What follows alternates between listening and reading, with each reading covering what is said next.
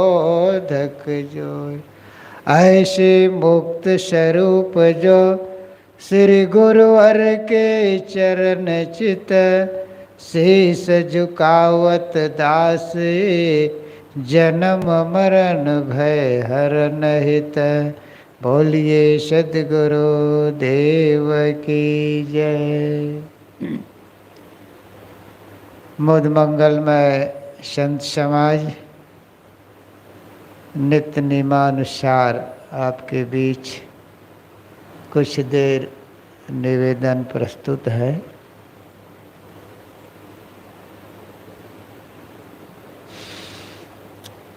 मैं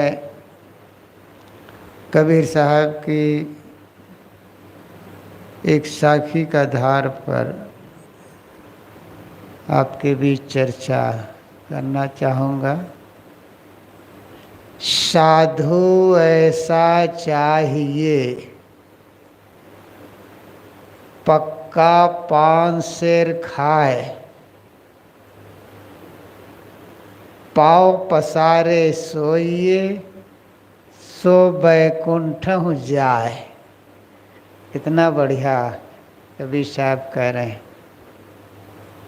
वो साधु सराहनीय है, प्रशंसनीय है, जो पक्का पान शेर का अनाज खा लेता है। फिर क्या पूछना है, वह पाँव पसारे सोएगा। कबीर साहब कहते हैं उनका बैकुंठ रखा रुखाया है। 5 किलो खाएगा मरेगा नहीं, बचेगा वो कहाँ? बैकुंठ जाएगा, वो कहाँ जाएगा?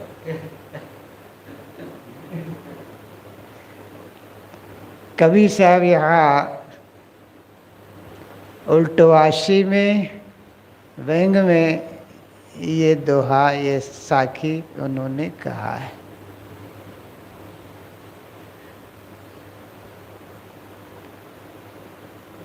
इसमें जो भाव है, जो कहना चाहते हैं, वो साधक के लिए महत्वपूर्ण है। साहब कहते हैं वो साधु, वो साधक प्रशंसनीय है जो पक्का 5 शेर खाए। यहाँ 5 शेर है, 5 विषय है, अथवा काम क्रोध लोभ मोह अहंकार, ये अपनी जगह पे ये शेर है, सिंह है। जो साधु इसको पछाड़ देता है, सो बैकुंठ हो जाए। साहब कहते हैं उनका स्वर्ग अर्थात उसका मोक्ष रखा रुखाया है। स्वर्ग का लाक्षणिक अर्थ है सुख। स्वर्ग का आध्यात्मिक अर्थ है, स्व कहते हैं खुद को, गा कहते गमन, आत्मा की ओर लौट आना। ये है स्वर्गवास। वैकुंठ कुंठा रहित, ग्रंथि रहित मन का हो जाना, ये है वैकुंठवास। साधक का काम है ये जो 5 शेर है, एक से एक बढ़ करके इसको जो मार गिराता है, ये 5 शेर है। 5 को हम 5 ज्ञान इंद्रियों का 5 विषय है, शब्द स्पर्श रूप रस गंध, ये 5 विषय हैं। अथवा 5 गिनती में लेना है तो काम क्रोध लोभ मोह और अहंकार, ये 5 शेर है। और ये ऐसा शेर है जो बड़े बड़े कहे जाने वाले योद्धा वीर को भी ये पछाड़ देते, गिरा करके रख देते। इसलिए साहब कहते हैं वो साधु, वह साधक प्रशंसनीय है जो एक 5 शेर को मार गिराता है। साधक का यही मुख्य काम है, इन्हें 5 शेर को मार गिराना। काम, काम भी एक भयंकर शेर है। काम अथवा काम वासना है भी है। जो काम वासना एक कम बड़ा शेर नहीं है। बड़े बड़े कहे जाने वाले एक काम के वश होकर के उनकी दुर्दशा कैसी होती है सबको ज्ञात है। और काम वासना से ही जनसंख्या की वृद्धि होती है। काम वासना से ही सारे दुखों की यह जड़ भी है। यहीं से सारे दुख उत्पन्न होते हैं। वैसे काम आदतन है, मौलिक प्रवृत्ति नहीं है। लेकिन बड़े बड़े कहे जाने वाले वैज्ञानिक काम को मौलिक प्रवृत्ति मान लिया गया है। और ये है आदतन है। अथवा कामनाएं, कामनाएं हमें संसार में भटकाती है। कामनाएं ही सारे दुखों की जड़ है, सारे दुखों की जननी है। साधक इसको समझ करके त्यागता है।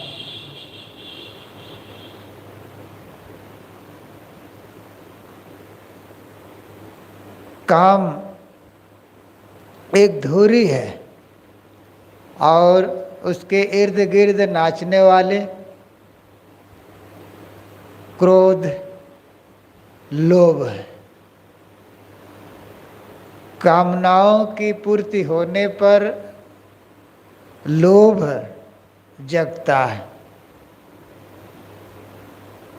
हमारी कामनाएं पूरी होती है तो और की इच्छा बढ़ती जाती है। वह अंत नहीं होती है। जो 10, 20, 50 भय सत होए 1000 तो लाख मंगे, पूरी होने वाली नहीं है।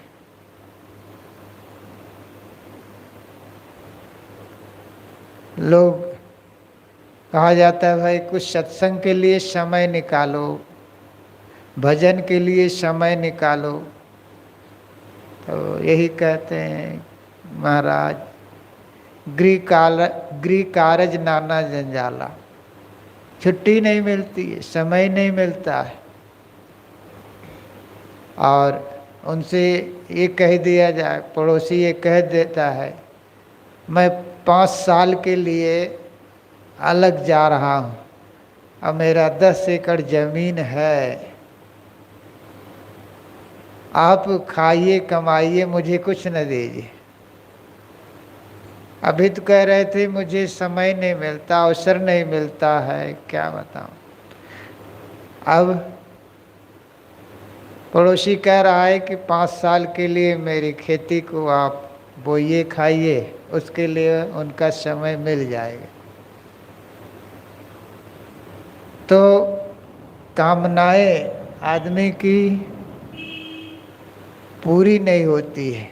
और कामनाओं की पूरी हो जाने पर, काम की सिद्धि होने पर लोभ बढ़ता है और कामनाओं में भंग पड़ने पर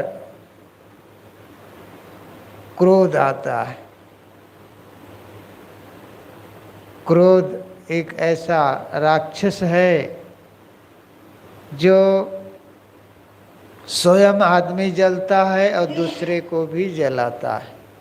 स्वयं अपना नुकसान उठाता है और दूसरे को भी नुकसान पहुंचाता है। क्रोध माचिस की तिल्ली के समान है। माचिस की तिल्ली पहली तो वो खुद जलती है उसके बाद दूसरे को जलाती है। ऐसे ही क्रोधी आदमी वह स्वयं जलता है, उसके बाद दूसरे को जलाता है। क्रोध क्यों होता है?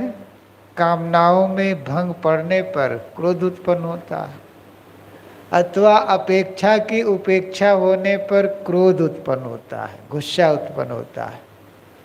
हमारी जितनी अपेक्षा होगी अन्य से, उतना जब पूरी ना होगी तो गुस्सा आएगा, क्रोध आएगा। इसलिए भी कहा गया है क्रोध का बाप है घमंडी राम है। क्रोध का बाप घमंडी राम, जो अधिक घमंडी होगा, अहंकारी होगा, उनके अंदर में उतना ही क्रोध उत्पन्न होगा।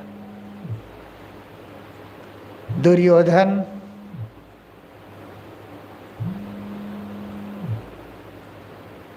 कबीर साहब ने कहा है ना, दुर्योधन अभिमाने गए।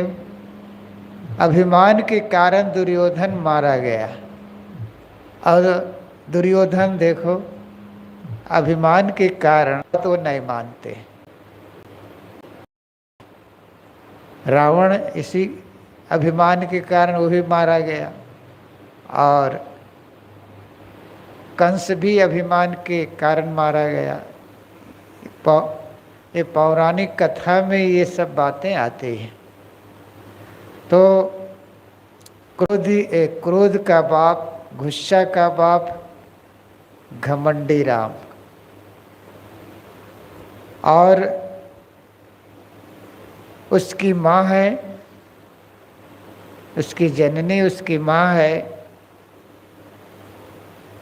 असहनशीलता है। जितनी हमारी असहनशीलता होगी उतना ही गुस्सा आएगा, उतना ही क्रोध आएगा।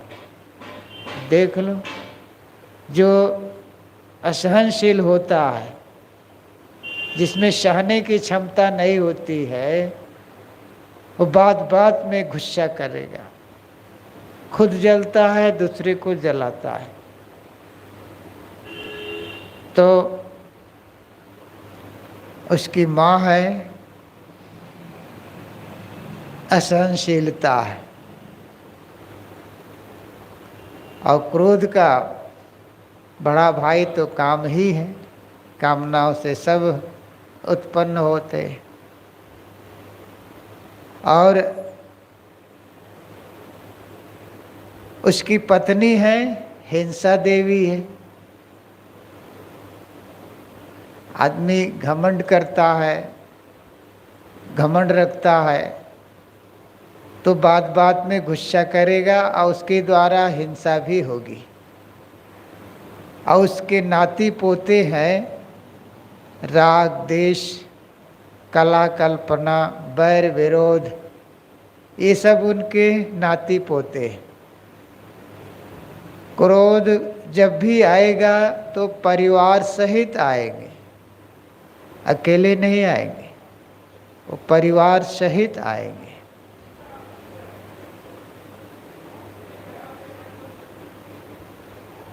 कामनाओं में भंग पड़ने पर क्रोध उत्पन्न होता है।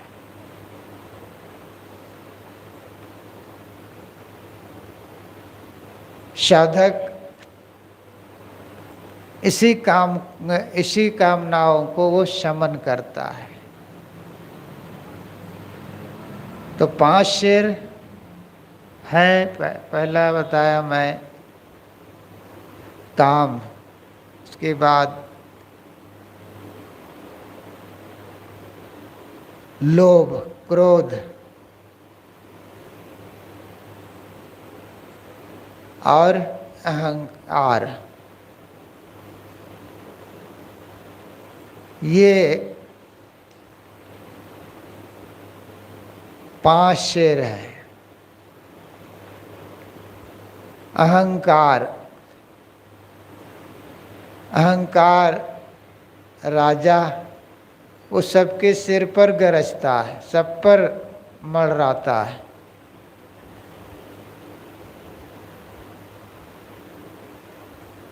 धन का अहंकार, बल का अहंकार, विद्या का अहंकार, पद का अहंकार, जो जहाँ जहाँ अपना मान लेता है आदमी उसका अहंकार करने लगता है। और अहंकार राजा ऐसा है कि वो चैन से बैठने नहीं देता है।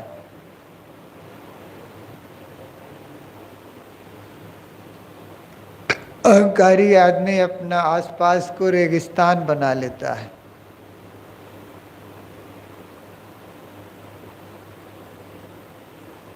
त्याग वैराग अहंकार को समन करने का एक साधन है, लेकिन त्याग वैराग का भी अहंकार हो जाता है। आश्चर्य तो यह है, बड़े बड़े तपस्वी पुराणों में पढ़ो पता चलता है। सदगुरु पूरन साहब ने बहुत गिनाए भी हैं। कपिल मुनि के क्रोध ने मारे सगर के पुत्र, 5000 10,000 वर्ष तपस्या कर रहे हैं, जरा सी प्रतिकूलता आई क्रोध में उबल पड़ता है, और जो श्राप नहीं देना चाहिए वो दे देता है। जिसको बस में करना चाहिए वो बस में नहीं हो पाता है। क्रोध को, गुस्सा को बस में करना चाहिए, वो नहीं होता है। 1000 वर्ष 5000 वर्ष कोई तप नहीं कर पाएगा। वेदों में 100 वर्ष की बात आती है। जीवेम सरदा सतम पश्चिम सरदा सतम, मैं 100 वर्ष जीऊँ, 100 वर्ष भोगूँ, 100 वर्ष जीऊँ, 100 वर्ष जीने की कामना वहाँ की गई। लेकिन पौराणिक कथा में या पौराणिक लोग 1000 वर्ष तपस्या कर रहे हैं। तपस्या तो कर रहे हैं, खड़ेश्वरी है, मौनी है, दिगंबरी है, जलसैनी है, पंचअग्नि ताप तो रहे हैं, तप तो कर रहे हैं। वो तप नहीं है, वो तितिक्षा है। तप है मन इंद्रियों को संयत रखना, ये असली तप है।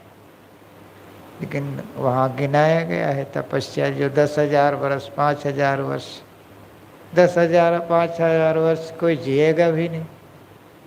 लेकिन महिमा में ये सारी बातें कही गई है, वस्तुतः सत्य नहीं है। तो अहंकार जो अपना नहीं है उसी का अपना मान लेता है, और उसका अहंकार आदमी करने लगता है। सद्गुरु कहते हैं साधु ऐसा चाहिए जो पक्का 5 शेर खाए। साधु वो साधक शरानी है जो 5 शेर को खा जाए, अर्थात 5 शेर को मार गिराए। काम, क्रोध, लोभ, मोह, अहंकार।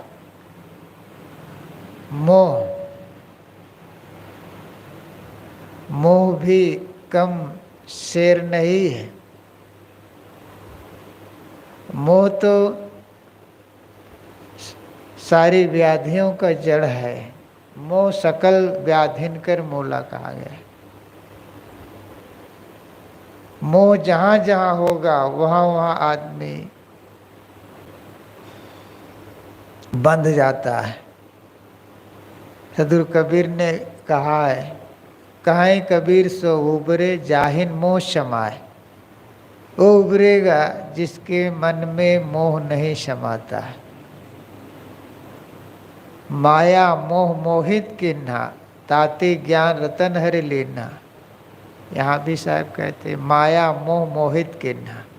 माया के मोह ने सबको मोहित कर रखा है, इसीलिए ज्ञान रत्न हरण हो गया है आदमी के।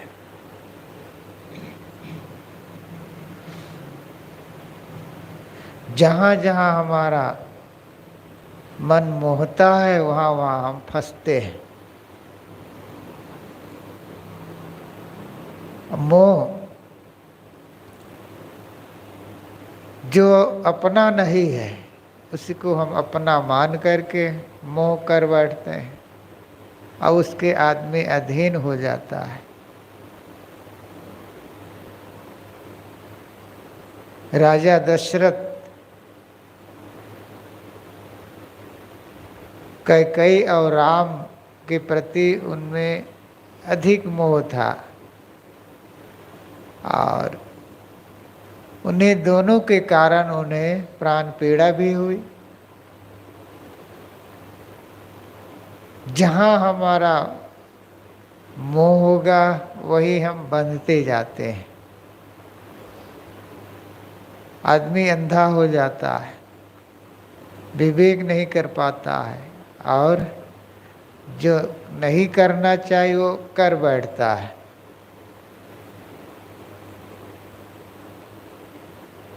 ज्ञानी कहे जाने वाले, समझदार कहे जाने वाले, लेकिन जहाँ मोह हो गया वहाँ आदमी मूढ़ बन जाता है, वहाँ से उबर नहीं पाता है। सदगुरु इसीलिए कहते हैं, कहें कबीर सो उबरे जाहिन मोह समाए। वो उबरेगा जिसके मन में मोह नहीं समाता है।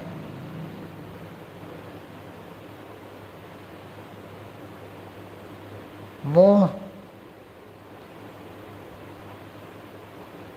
आदमी क्यों करता है? जहाँ जहाँ अपना मान लेता है उसको अपना मान लेता है, उसी में आदमी अपना मोह बना लेता है।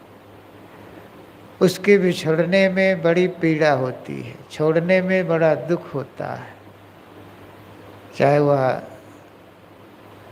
पदार्थ हो या प्राणी हो। जहाँ जहाँ हमारा मन फंसता है, चिपकता है, वो हमारे लिए मोह हो जाए। वही हमारे लिए माया, वही हमारे लिए मोह है। साहब कहते हैं, ये 5 शेर है जो साधक इसको मार गिराता है, अर्थात समन कर लेता है। वे साधक सराहनीय और प्रशंसनीय है। साधक और साधु का काम ही है इन्हीं मनोविकारों को शमन करना, त्यागना।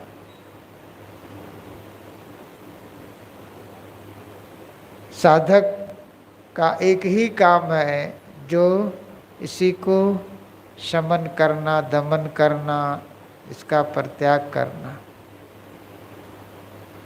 संसारी लोग तो इसमें फंसे हुए हैं और वहाँ सुख कहाँ है। इसीलिए साधक उसको त्याग करके गुरु की शरण में आया जाता है, संतों की शरण में आया जाता है। ईजग जरते देखिया अपनी अपनी आग, ऐसा कोई ना मिला जासो रहिए लाग। साहब कहते हैं, ईजग जरते देखिया। संसार में देखा जाता है कि सब अपनी अपनी आग में जल रहे हैं, ऐसा कोई ना मिला जासो रहिए लाग। साहब कहता है, ऐसे कोई मिलते नहीं है जिसकी शरण में जा कर के अपनी आग को बुझाया जाए। सारा संसार अपनी अपनी आग में जल रहा है।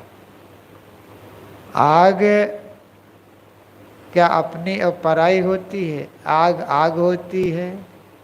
आग का धर्म है, आग का काम ही है जलाना। ये बाहर की आग नहीं है। आग जहाँ लगेगी वो तो जलाएगी जलाएगी, वो मंदिर को भी जला देगी और मधुशाला को भी वो जला देगी, साधु को भी जलाएगी और असाधु को भी जलाएगी। आग का धर्म ही है जलाना। यहाँ भौतिक आग नहीं है, यहाँ की आग अपनी अपनी है, सबकी अपनी आग है और सब अपनी आग में जल रहे हैं। बाप की आग अलग है, पुत्र की आग अलग है, गुरु की आग अलग है, शिष्य की आग अलग है, सब की आग अलग अलग है। वो कौन सी आग है? मनोविकारों की आग है। काम, क्रोध, लोभ, मोह, राग, द्वेष, भय, चिंता, शोक, मोह, ये आग सबके अंदर में धो धो करके जल रहे हैं। साधक इस आग को जला करके वो राख कर देता है।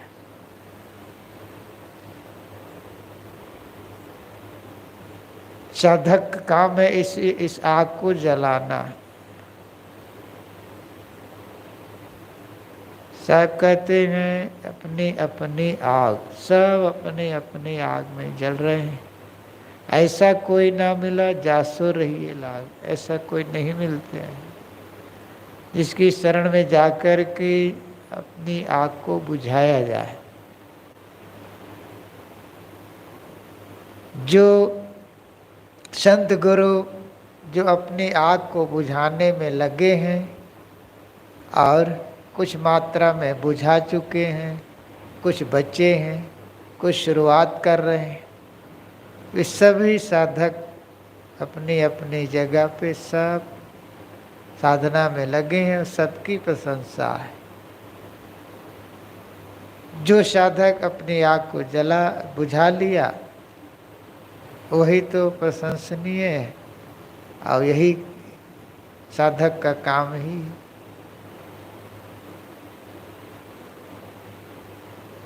इस आग में संसार के लोग तो जल ही रहे हैं। साधक आता है इसी आग को बुझाने के लिए आता है। घर गृहस्थी में संभव नहीं है जो साधना कर पाए, भजन कर पाए, भक्ति कर पाए जैसा चाहिए। शांति चाहिए, कल्याण चाहिए, मोक्ष चाहिए, तो उस परिधि से अलग होना ही पड़ेगा। और ये ऐसा मार्ग है, गुरु का मार्ग, गुरु की शरण एक ऐसा मार्ग है जहाँ अपनी आग को बुझाया जा सके। जीव शांति के लिए, सुख के लिए वह लालायित है, तभी यहाँ शरण में आए, तभी गुरु की शरण में आया है। और यहाँ रह करके अपना काम, शांति का काम किया जा सकता है। अभी देखो दादू कह रहे थे ना, जैसी लागी ओर की वैसे निभय छोर, कौड़ी कौड़ी जोड़ के पूंजी लक्ष्य करो। जैसी लागी ओर की, जैसे शुरुआत में साधक कल्याण मार्ग में लगता है, वही भावनाएं, वही श्रद्धा, वही भाव अंत तक निभाना। पहले लगन कितना अच्छा रहता है, विनम्रता रहती है, सरलता रहती है, और जैसा हमारा अग्रज कहते हैं किया जाता है। लेकिन धीरे धीरे धीरे धीरे रहते रहते मन में आलसपन घेरता जाता है, और जो शुरुआत का जो भाव है वो घटता जाता है। जो शुरुआत में जो भावनाएं होती है वो भावनाएं क्यों धीरे धीरे घटती? क्योंकि साधना में हमारी शिथिलता है, भक्ति में धीरे धीरे विनम्रता हमारी घटती जाती है। इसलिए हम आगे जैसा चाहिए बढ़ नहीं पाते। जो शुरुआत में जो भाव रहता है वो भाव कम क्यों हो जाता है? यही भाव, यही है। समान बात है। जो आश्रम का जो नियम है सब जानते हैं, उसके बाद भी नियम में हम नहीं चल पाते। समय से जो नियम है उसमें आना चाहिए वो नहीं आ पाते हैं, जान रहे हैं तो भी नहीं आ पाते। और शुरुआत में कैसे आते थे सबको पता है। तो समय बढ़ता जाता है, धीरे धीरे शिथिलता आने लगती है। और अक्सर जो उस नियम पे पूरा नहीं ले पाता है, नहीं चल पाते हैं, उसका नकल हम ज़्यादा करते हैं। वो तो नहीं जा रहे हैं, वो तो नहीं कर रहे हैं, बस दूसरे को इशारा, यही से हमारी साधना में हमारे शिथिलता आने लगती है। जो आगे बढ़ा हुआ है, हर काम में आगे हैं, उसका नकल हम नहीं कर पाते हैं। हाँ, पीछे उसके नकल करेंगे, बोलने में, खाने में, पीने में, हर चीज़ों में। तो जैसे हम शुरू में लगते हैं, वो भाव, वो श्रद्धा साधु गुरु के प्रति, साधना के प्रति, मुख्य तो अपनी श्रद्धा पर, अपनी साधना पर। अब साधना कैसे बनेगी, भक्ति कैसे बनेगी? जब गुरु के प्रति, संतों के प्रति जो हमारा प्रेम है, हमारी भक्ति है, हमारी श्रद्धा है, दिन दूनी बढ़नी चाहिए। जब गुरु संतों के प्रति भक्ति श्रद्धा बढ़ेगी, नहीं साधना भी बढ़ेगी। अब हमारा कल्याण की ओर हम आगे बढ़ते चलेंगे। इसलिए शिथिलता नहीं आनी चाहिए और बढ़ना चाहिए। ये सत्संग, ये ध्यान, ये जो नियम दिया है, इसको ताज़ा बनाने के लिए है मन में। ये अवसर गृहस्थी आश्रम में कहाँ हो पाता है? ये अवसर यही है। वहाँ पाठ, पूजा, ध्यान, चिंतन, अध्ययन, मनन, सेवा, ये अवसर नहीं मिल पाता था। इसलिए हम लोग यहाँ आए हुए। और यहाँ भी हम अपनी ढिलाई करें, यहाँ भी हम जानबूझ करके ढिलाई करें, तो ये अपनी कमी है। इसलिए जैसे हम शुरू में लगते हैं, वही भाव बना रहे। साधु गुरु के प्रति श्रद्धा, प्रेम वो बढ़ती जाए, और साधना के प्रति वो बढ़ती जाए, प्रेम बढ़ता जाए, तब तो हमारी सफलता है।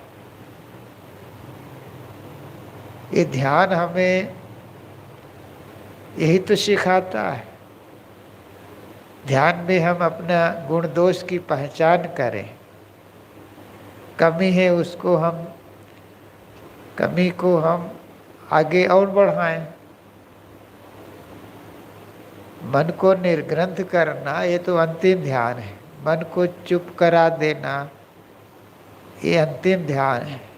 लेकिन गुण दोष की पहचान ध्यान में ही हो सकता है कि मेरे में कौन सी कमी है, मेरे में कौन सी कमी है, उस कमी को हम दूर करें, और जो हमें आगे जो और बढ़ना है उसको और बढ़ाएं। ये ध्यान से हमें ये सब सीखने के लिए ध्यान है। तो जैसे हम शुरू में लगते हैं, वैसे ही अंत तक लगे। साहब उदाहरण भी देते ना, कौड़ी जोड़ के पूंजी लक्ष्य करो।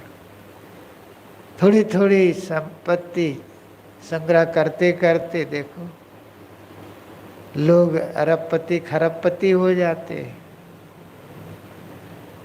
इसी प्रकार थोड़े थोड़े सद्गुण जब हमारे में आने लगते हैं, धीरे धीरे धीरे धीरे धीरे, कोई एक लागे सद्गुण ही नहीं होता है, धीरे धीरे होते हैं। तो धीरे धीरे सद्गुण आने लगते हैं, बशर्ते साधना में और भक्ति में लगे रहें। उत्तम, मध्यम, कनिष्ठ साधक हैं, सब अपने ढंग से लगे हैं। कुछ न कुछ मन में उतार चढ़ाव आता है व्यवहार में, उसको भुला करके पुनः फिर ताज़ा करें और आगे फिर बढ़ते चलें, तो हमारा वैराग, हमारी भक्ति, हमारा गुरु संत के प्रति प्रेम और बढ़ता जाएगा, बढ़ता जाएगा, और शांति की ओर हम बढ़ते जाएंगे।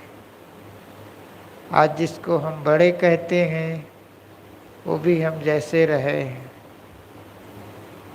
जो आज जिसको हम आगे साधक कहते हैं, सिद्ध कहते हैं, उनको शुरुआत का भी अनुभव है, मध्य का भी अनुभव है, और आज जिस स्थिति में उसका भी अनुभव है।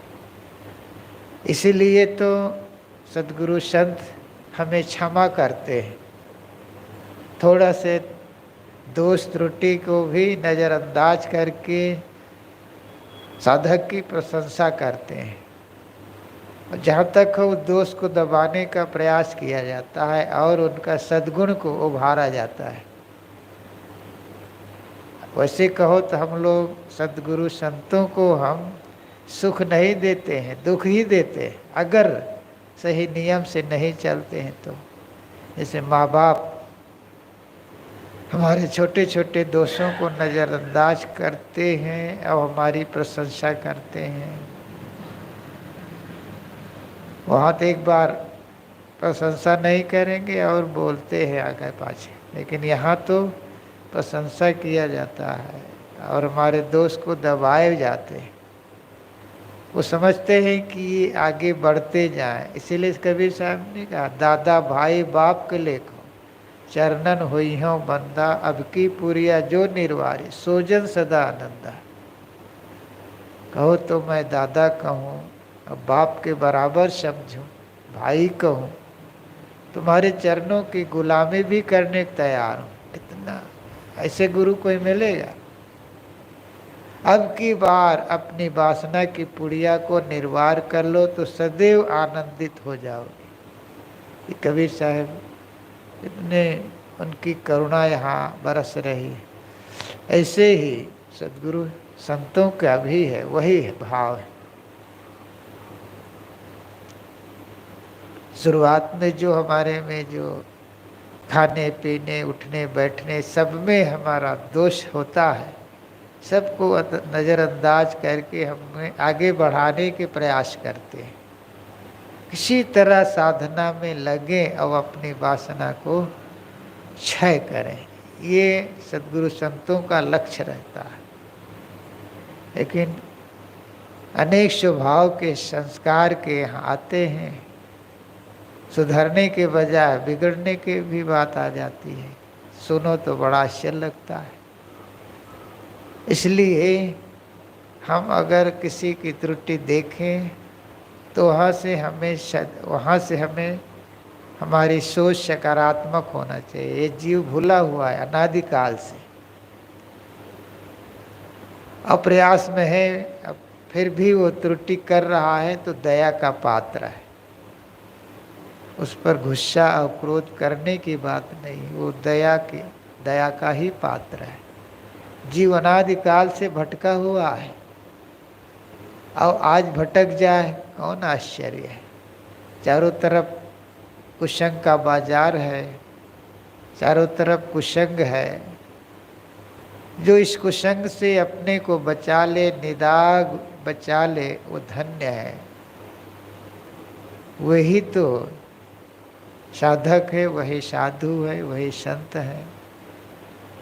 इस संसार कुसंग रूप है, चारों तरफ कुसंग का बाजार है। ये मन इंद्रियां भी कुसंग है, सदगुरु विशाल देव कहते हैं, है प्रारब्ध कुसंग जग ताते नेम बनाओ। है प्रारब्ध कुसंग जग, ये प्रारब्ध शरीर भी कुसंग है और जगत का जहाँ तक संबंध बनता है वो सब कुसंग रूप ही। इसलिए नियम बनाओ, साधना सत्संग, ये जो नियम बना है उससे बचने का एक उपाय है, एक साधन है। और इसी में रह कर के अपने को बचाया जा सकता है। ये सत्संग, ध्यान, सेवा, स्वाध्याय, ये जो त्रिवेणी में रह कर के हम अपने को बचा सकते हैं कुसंगों से, मन इंद्रियों से हम अपने को बचा सकते हैं।